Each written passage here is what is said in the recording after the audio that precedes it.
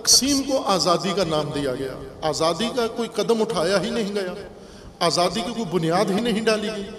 آزادی کے جتنے ارکان ہیں وہ یہاں ان کا نام تک نہیں لیا گیا. اور پھر تقسیم کو اتنا مقدس سمجھا ہم نے.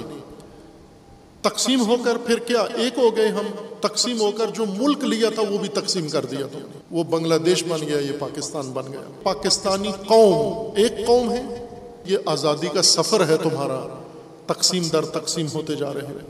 اور پھر تقسیم کو اتنا تقدس دیا گیا کہ مذہب کو بنیاد بنا کر تم تقسیم ہوئے.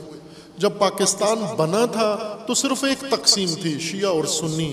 اور آج اگر پاکستان کا سروے کرو جا کر, شیعہ, سنی, دیوبند, بریلوی, اہل حدیث کتنے شاخوں میں تقسیم ہو چکا ہے.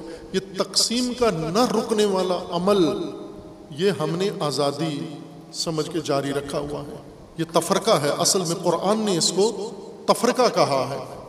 آپ کی سرزمین اللہ نے ہدیے کے طور پر دی, وہ اللہ کی عطا تھی جو آپ کو دی, لیکن اس کے اندر آ کر تم نے ہر وہ غلط قدم اٹھایا جو قوم کو بھی نابود کرے, مملکت کو بھی نابود کرے.